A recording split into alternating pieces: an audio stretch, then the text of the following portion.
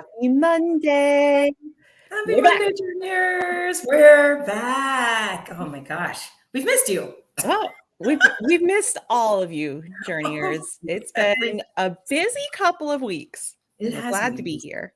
Yeah. Yes. How are you, Emily? I'm doing all right, being busy. My little guy is crawling around now, so it's busy at work and busy at home. It's kind of busy everywhere. This is okay.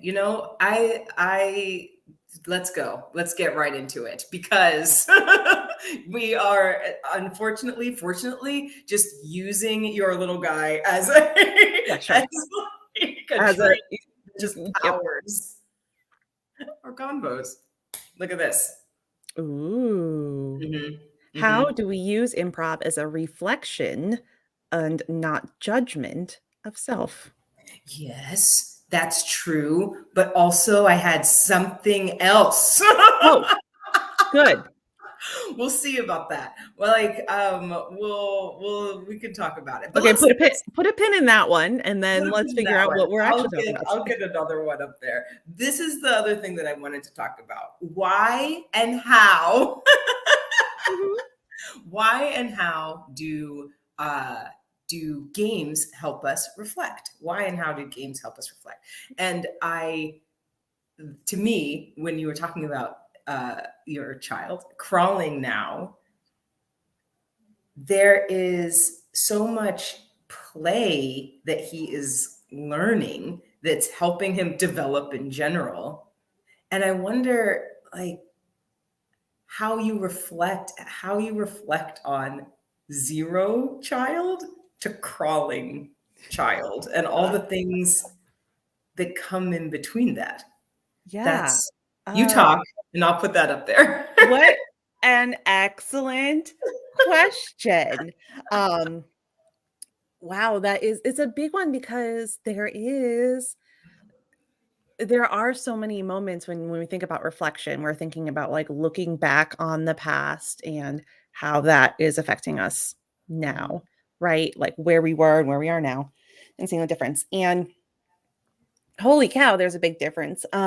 We are uh currently changing our lives a little bit in that like we just rearranged our living room. So we no Mm, longer have like a grown-up looking adult living room, right?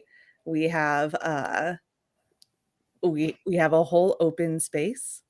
Um, and thinking about the difference between our adult living room with like a mhm. nice, a nice coffee table in the middle and like no clutter everywhere and like nice decorations on the walls. Looking back from that until now kind of is a parallel about how our life is adjusted to this new human. It's not totally different, right? Like same living room, same people, same furniture, mostly. But we've had to rearrange ourselves, just like we've had to rearrange our coffee table. Oh, snap. That was a mic drop. We've had to rearrange ourselves just like we've had to rearrange our coffee table. I feel like oh man, I don't even know where to jump in. I let's jump in at improv on the stage. Let's jump in at improv on the stage. So when in this idea of we've had to rearrange ourselves just like we've had to rearrange our coffee table, when we think about the things that we go into a scene with, the ideas that we go into a scene with, we're like, I know what this scene is. It's great. It's going to be great. And then having to immediately adjust. Okay, never mind. I said mermaid and you said something else. You said elephants in the desert. Great. Those seem very separate. But how do we bring them together and not lose the thread of what Mm. is going on? Mhm. And I'm hearing that. It's like, how do we bring together the life of truly like having a child and not lose the thread of who we are? And I feel like there's so much play. There has to be some frustration obviously. Like if I say mermaid and you say elephant in the middle of the desert, there's They're two very different things. very different. Like, Mhm. how are we going to make this work? And there is like, even in my hands, even in my face and my chest, there's such tightness. But there has to be a release where we have to tell the story. We have to play the game so that we can coexist. So you can have your baby crawling and not hit his head on coffee table corners. Yeah, and I think play is such a good it's the word we've been using frequently for like experimentation, Mhm. right? Um and I think similarly, so on stage and off stage, I think what we do is we're kind of like experimenting and testing the waters and seeing like, oh, does this work? Does this fit where we Mhm. are now? Oh, does this work? Does this fit where we are now? And I think when we're on stage is kind of what we're doing is like we're putting out feelers and how do we connect this mermaid and this elephant in a desert? Like, oh, good thing I brought a pool. Right. Uh, and the elephant's like, oh yes, good thing I know how to swim in the pool. Uh, and we're kind of exploring back and forth until we've come to the conclusion that the environment that fits what we figured out is that in order to coexist and live together in harmony, they have built a giant pool with like steps so that the elephant can get out and eat elephant food outside of the pool, but This the mermaid is can go big. there. Mhm. This is big because, okay, so look, we're talking about reflection. Why do games help us reflect? So I feel like step one is we've done the thing where we have created the pool in the middle of the desert for the elephant, right? We had this mermaid, we had this elephant. How do we merge those ideas? And one way we merged those ideas was to get a pool in the middle of the desert. Now, looking back on whether that pool worked, now we're a mermaid and an elephant, 3 years down the road, and there's sand in the pool. There's just constant sand in the pool. And this mermaid is frustrated because she's looking back and she's like, why would we ever have put a pool in the middle of the desert? It makes no sense. But really, what I'm hearing from you is in the moment. Oh, the environment. That's what you said. That we are flexible in the environment in the moment. So what works now, sure, it may not work 5 years from now, but we don't know that yet. So we have to try something. Yeah. Yeah, exactly. And I think there's a lot of when we are reflecting on past things that are no longer working for us, I think we have Mm. to give ourselves grace in that, like, that's what we thought was gonna work at the time. Um, you know, I have a lot of conversations and like with other young moms or other new parents.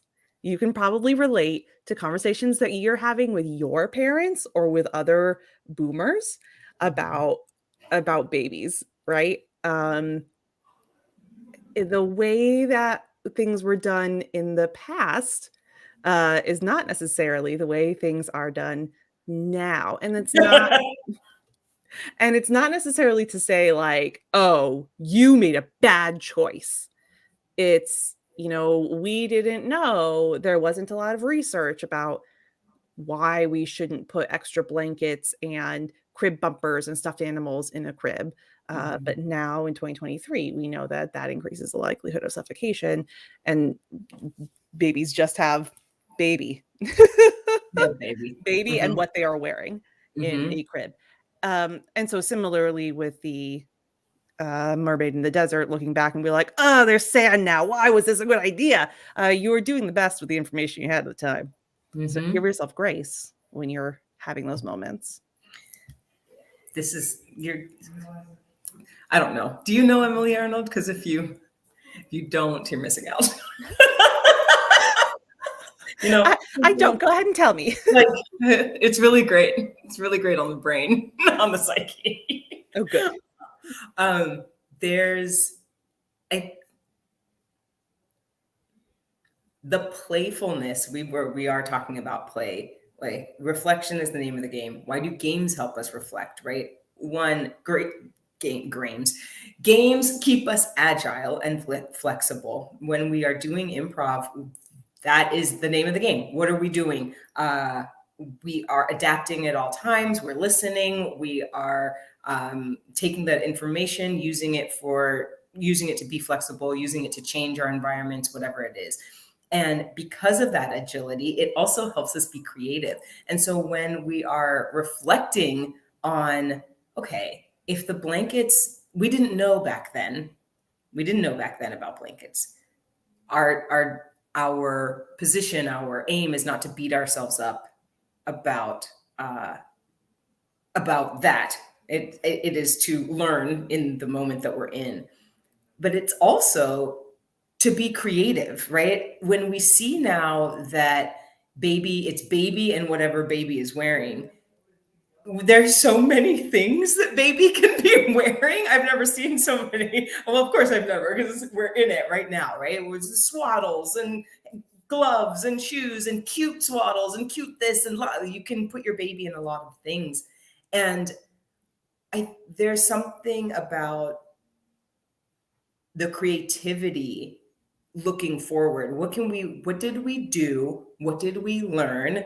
And with that information, we say this on stage, if this, then what? If that is true, what else is true? Mm-hmm. How do we be creative in moving forward? Mm-hmm. I like in the comments, Gus Davis asked if the game New Choice would be relatable and helpful. And I think that's exactly, what you're saying, where we're trying some new things in the moment.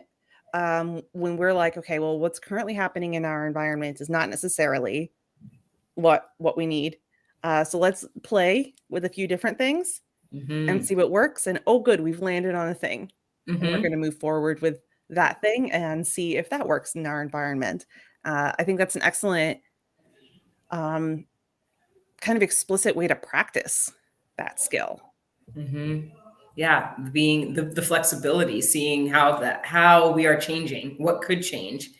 And it also gives us, depending on where we are and in a moment, it gives us a way to reflect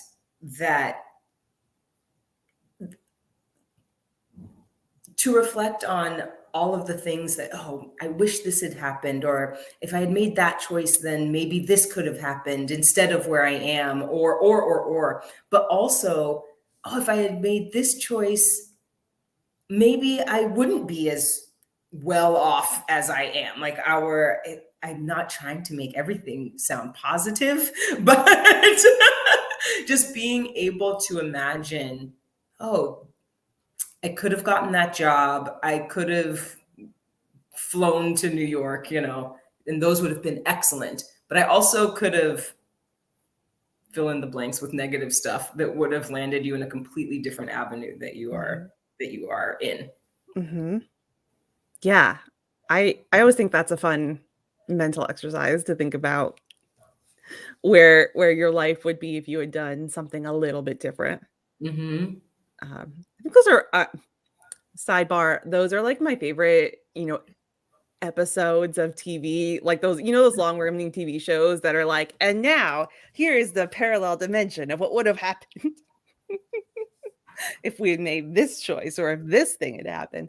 That's my favorite kind of like media. Yeah, media because it helps. It helps because, and in those moments when we're watching those movies, it's like or movies or shows, they'll often throw in something completely wild, like, oh, I wouldn't have ever and then you get that gift from Community where everything's on fire. Gus Davis loves Community. Oh, such a good choice, Gus Davis. Not that I know. I barely know Gus Davis. Gus and I are always in complete sidebar. We never talk about that we're married. I know we don't talk about it often in our online lives, but we are. In case you're wondering. Yeah, anyway, telling me I- wonderful and good job. Good job, Gus Davis. You're doing great. Okay, well, Anyway, you've taken a complete journey away. Anyway, yes, what are we on about? This reflection. Why do the games help us reflect? Why do they help us reflect?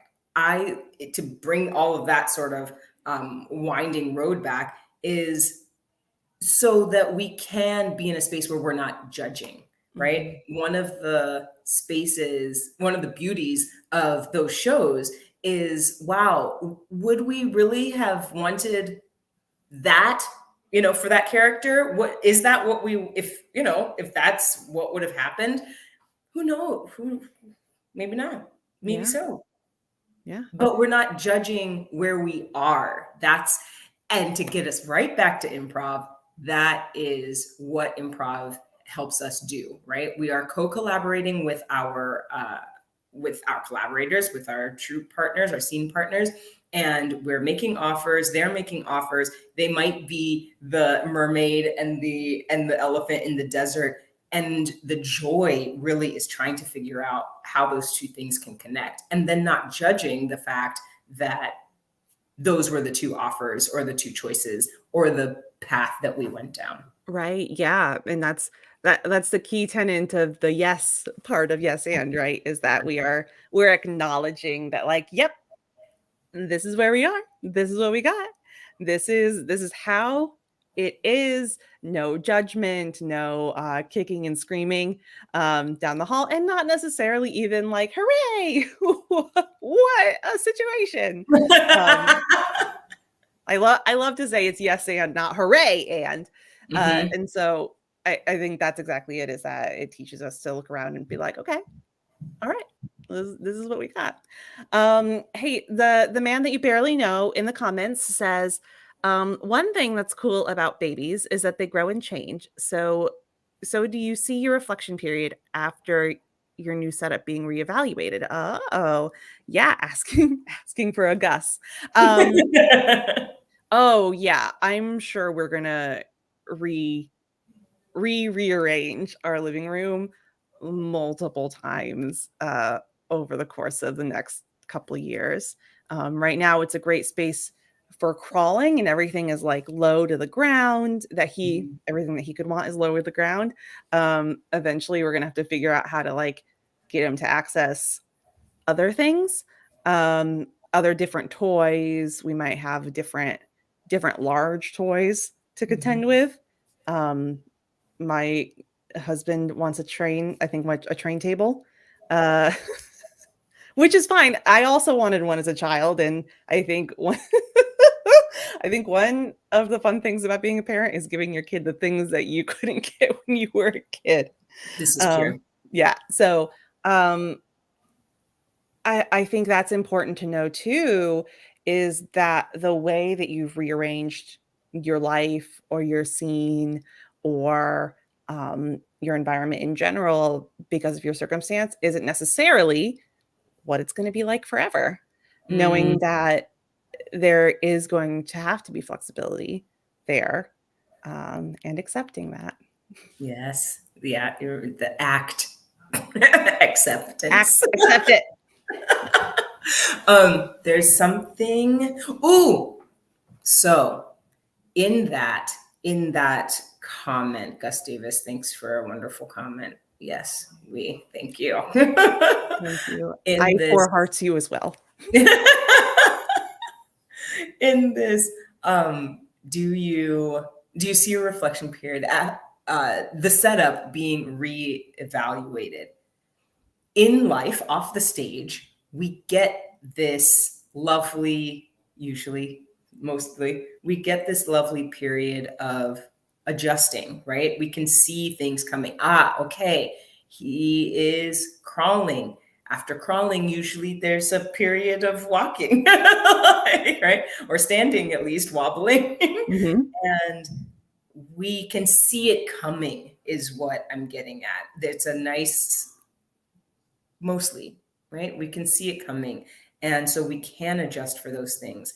In improv, we don't have that luxury on stage, but practicing acting in the moment, understanding if this is true, what else is true. When we start to follow those patterns, if this is true, what else is true? Okay, now let's move into a space where we're not way off the map in the story that we're telling, so that everyone involved, maybe they didn't see the elephant in the desert, but it's somewhere in their minds, right? Right. It's somewhere in there, because who knows? It maybe I don't know what came before that mermaid. Maybe she was like, I've always wanted to live on land. That's wow. She got way too far on land. This is the story of the Little Mermaid if she overshot the landing. Like super duper missed Prince Eric's castle, just wound up in a desert. In the land, on the land. None of this beach water. No. But so there's this idea, right? So the person or your partner, okay, I have a couple of thoughts. Okay, where can where land? What does that make me think of? Okay, now we're in this elephant. We're not in the elephant, we're in the desert. But this makes me think of that game that you play, that we always play, where we're standing in a circle and we are coming up with words. Oh, I say blue, you say the first thing that comes to your mind if I say blue, and so on and so forth. That, I don't want to give away the end of that game. But there is reflection time, right? There is reflection time. And we get to see the process of, oh, how did we land here in the desert with an elephant? Oh, it came from somewhere. And so when we're sitting in it, we can also think about, oh, well, the choices that I'm making are going to affect 10 people down the line, or 10 choices down the line. So instead of being very concerned with the very, very choice that I'm making, like, am I happy with this choice? Maybe. Am I satisfied? Am I satisfied with this choice? So that when I do come back to it, when I'm reflecting on it in game form or in life form, no matter where I've landed in the desert with the elephant, when I look back, oh yeah, I remember being really happy about making that choice. I don't know, years ago or 10 people ago or whatever it was. Yeah, and I think though the happiness of your choice is fairly irrelevant at that point. I feel like this is easy to see on stage or in a word association game like that, where you make your choice, and by the time you have even time to doubt yourself, you're already 5 people down and there's already like a million things happening, and it does not matter if you're unhappy with your choice because you're stuck with it now, buddy. So I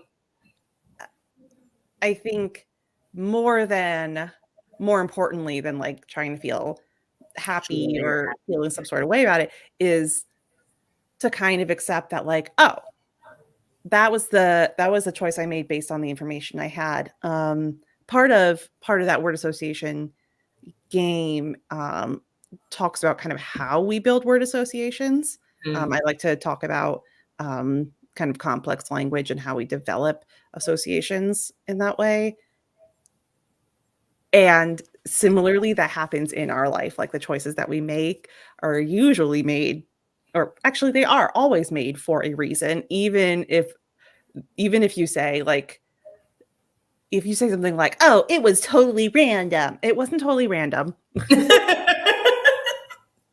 You might have been thinking about elephants earlier that day, or like you might have one time like seen a movie when you were a child and you thought it was a fever dream about a mermaid in the desert, and you brought it back up again. Nothing that you ever say is totally out of thin air. You usually say it for a reason, or do it for a reason, and usually it's the best choice you could make in the moment. That makes me want to talk about good. That makes me want to talk about it's the best choice you could have made in the moment. Oh, it's the best choice you could have made in the moment. I lost it. I think it's gone. Okay, that's fine. That was so good. You said you make the choice for a reason. Often it's the best choice. Often it's the best choice you could have made in the moment. And there's no randomness involved because everything we do, that's I mean, that's my behavioral philosophy, right? Is um not it's deterministic. It's that nothing's never random. Everything comes from something. Somewhere, yeah. Um, and that's part of my scientific paradigm that I operate under. But but yeah, so when we think about things, even if they are things that were like, oh, maybe I wish I hadn't done that thing. Like maybe my life would be different in a good way if I hadn't done that thing. Um, again, give yourself the grace of like you're probably operating under what you thought was right in the moment. Yeah. Even if what you thought was right was something like, um, it's Sunday night and I'm in college and I have an exam in the morning, but my friends are here and they're pressuring me to party and I want to hang with my friends. And so I have decided to drink too much tonight. Uh, and maybe in the morning when you're in your exam and you're hungover, you're like, ooh, I wish I hadn't done that. Fair. Maybe next time you'll make it better. Like maybe next time you'll make a different choice Mhm. that your future self will thank you for, that your future self will be happy with. But in the moment, like you did what you thought was right. Yeah. Yeah. The based on your value system. Based on what you value. And in the moment, you seem to value friendship. Friendship, exactly. I feel like there is so much to be said about that.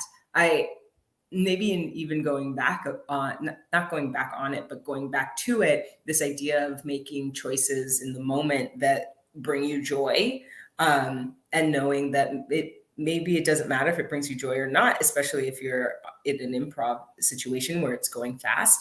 But if you are making judgments, if you're making choices based on your value system, then you're doing the best you can. You're absolutely doing the best you can. Yeah.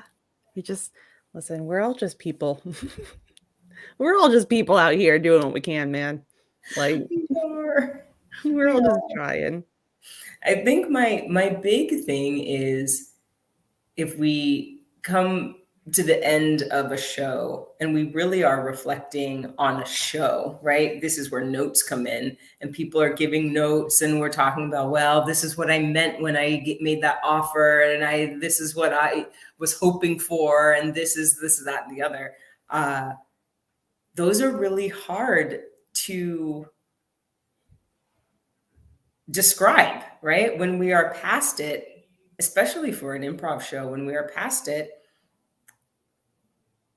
I mean, we did the best we could in the moment. And is it valuable? It is to go back and talk about it. Absolutely Mhm. valuable, right? For next time, right? This is what I mean when I tip my hat like this and I say, well, I'm obviously a spy.